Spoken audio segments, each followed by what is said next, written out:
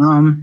آه، موضع النجاسة موضع النجاسة لو فرضنا أنه يبس بالشمس مثلا، هذا لا يطهره. مجرد جفافه، يعني يبسه بأشعة الشمس، هذا غير مطهر في مذهبنا.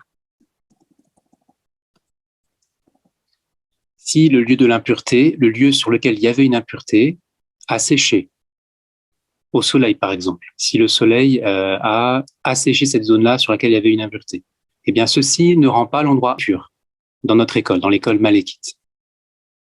L'endroit n'est pas purifié par cela. L'endroit n'est pas rendu pur par cela. فصل: إذا تعينت النجاسة غسل محلها، فإن التبست غسل الثوب كله.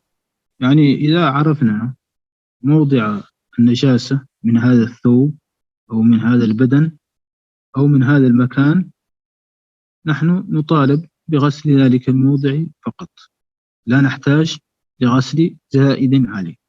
فإذا التبست، يعني تحققنا وجود النجاسة في محل، لكن لا ندري هل هي في هذا الموضع بالذات أو بهذا أو بهذا.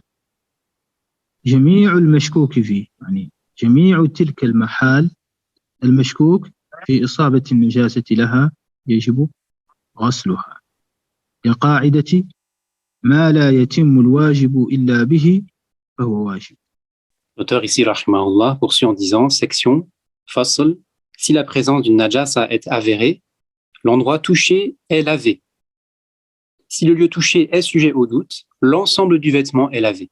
Donc si la présence d'une najasa est avérée, ça veut dire on sait qu'il y a une najasa qui est présente, qui existe à un endroit donné. D'accord? Eh bien, l'endroit en question, il doit être lavé avec de l'eau purifiante. Il doit obligatoirement être lavé avec de l'eau purifiante pour que l'impureté soit enlevée. Donc ça, c'est un premier cas. Premier cas, c'est celui où on sait qu'il y a une impureté et on sait l'endroit qui comporte l'impureté. Maintenant, le Cheikh Al-Akhdari ajoute une deuxième situation. Il dit, si le lieu touché est sujet au doute, si la personne, elle doute, elle sait qu'il y a une najasa, la najasa, elle existe, et il ne sait pas quel endroit a été touché par la najasa. L'ensemble du vêtement est lavé.